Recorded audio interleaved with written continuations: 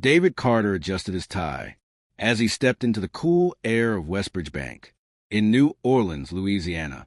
The morning had been brisk but productive, and this was supposed to be his final stop before returning to his downtown office. His leather briefcase swung by his side as he approached the modern counter, where a young woman, Ashley, stood behind the glass, her hair neatly pinned up.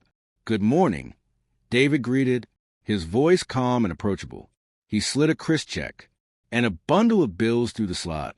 "I'd like to deposit this." Ashley glanced at the check, then at David. Her eyes lingered a moment too long, narrowing slightly.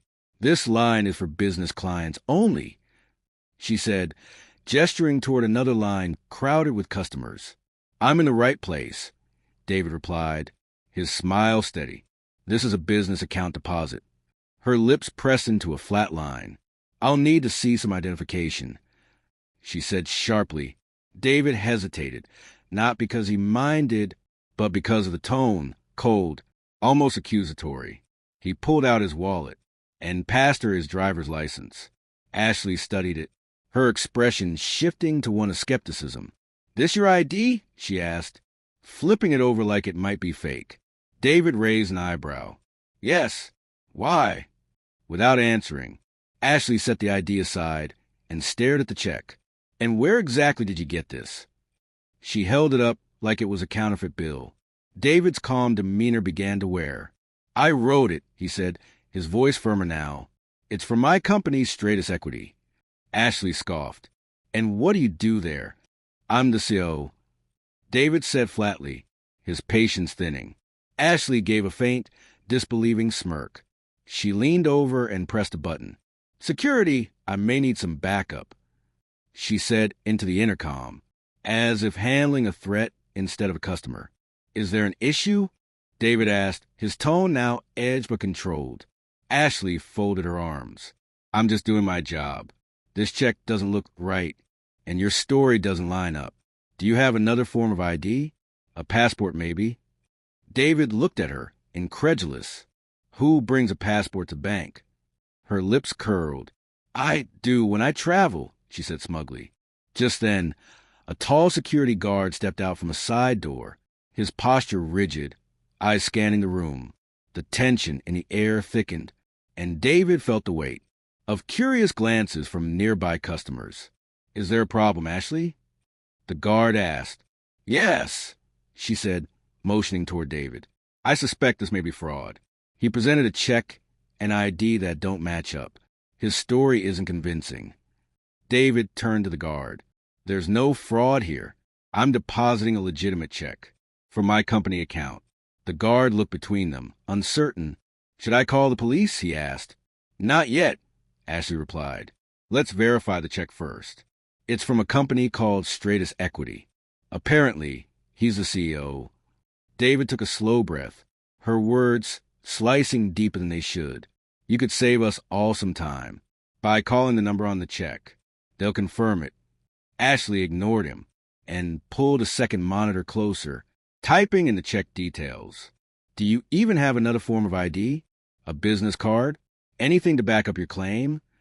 David opened his briefcase and handed over a card embossed with the Stratus Equity logo and his name. She barely glanced at it before discarding it.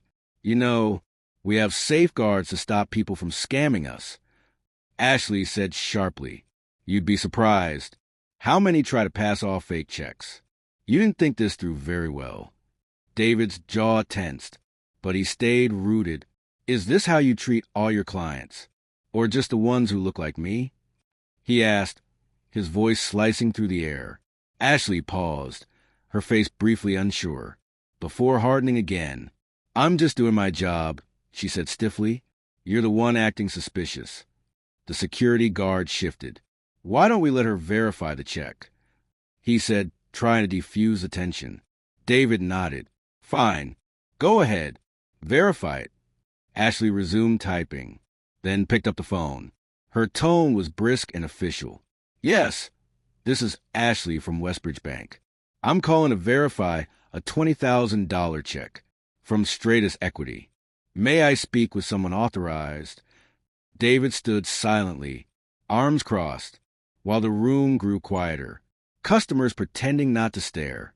"Yes, I'll hold," Ashley said, tapping her nails. Then her eyes widened. "Oh, Mr. Carter?" "Yes, I have someone here attempting to cash a check in your name. I need to confirm it's legitimate." David arched a brow, waiting. Ashley's face shifted rapidly. Confusion, embarrassment, then panic. Yes, thank you. I didn't realize." "Okay, thank you." She hung up and looked at David, face pale, eyes averted. "It's verified," she mumbled. Just then, the branch manager, a composed man named Eric, stepped out of his office, clearly drawn by the disturbance. "What's going on here?" he asked, voice calm but firm. Ashley straightened quickly. "I was just verifying a suspicious transaction, but it's all taken care of now."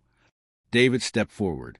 "What she means is, she falsely accused me of fraud, interrogated me without cause, and treated me like a criminal, based on her assumptions." Eric's brow furrowed. He turned to Ashley. "Is that accurate?" Ashley stammered. "I was following protocol. He just seemed—" Eric cut her off with a raised hand. "I'll handle this. Mr. Carter, I'm sorry. Is there anything I can do to make this right?" David's gazed and flinched. "You need to take a hard look at how your staff treat people. This isn't just inconvenient. It's unacceptable." Eric turned to Ashley. "You didn't just make a mistake. You showed disrespect to one of our most valued clients." "Client?" Ashley echoed, stunned. Eric nodded. "This is David Carter, CEO of Stratus Equity, one of our largest partners. We manage millions of their assets." Ashley's face drained of color. I didn't know. I was just—" "No," David interrupted. "You weren't doing your job. You made assumptions based on appearances. I gave you everything you asked for, and it still wasn't enough, because you'd already decided I didn't belong here." Ashley opened her mouth, but the words wouldn't come. Eric exhaled. "Mr. Carter, on behalf of Westbridge Bank, I sincerely apologize. This is not how we do business." David nodded. "Apologies are fine, but action is what matters.